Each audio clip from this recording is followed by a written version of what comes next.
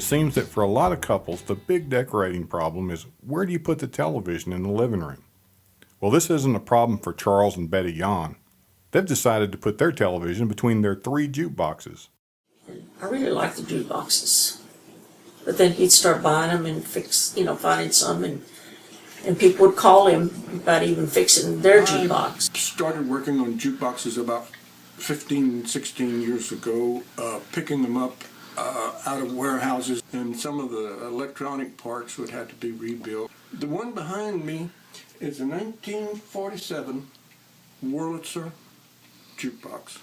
It plays 78 RPM records. Charles tells me that he's rebuilt so many jukeboxes in his tiny little backyard workshop that he's lost count. He loves jukeboxes. He loves music. But more than that, what he truly loves are cars. It's a 1951 Ford two-door Custom. It has about $7,000 invested in the motor build. It's the original flathead engine that came in the car. And did you do any of this work yourself? I did most of the mechanical work myself.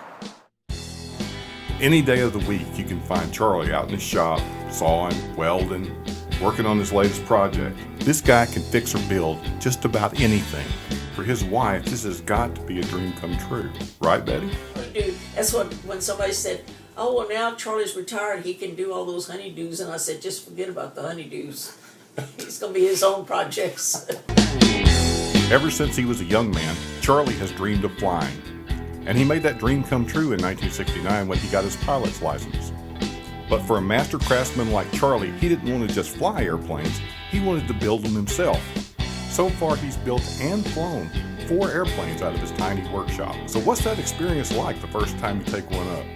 Pure, unadulterated terror. 1,000 things could go wrong. What did I forget to tighten up? What did I forget to put on? I just resolved myself, well, this is it. Whatever happens, happens. At 75 years old, Charlie hasn't missed a step. And you can still find him out in his shop every day. He said that if he had to do it all over again, he wouldn't hesitate for a minute.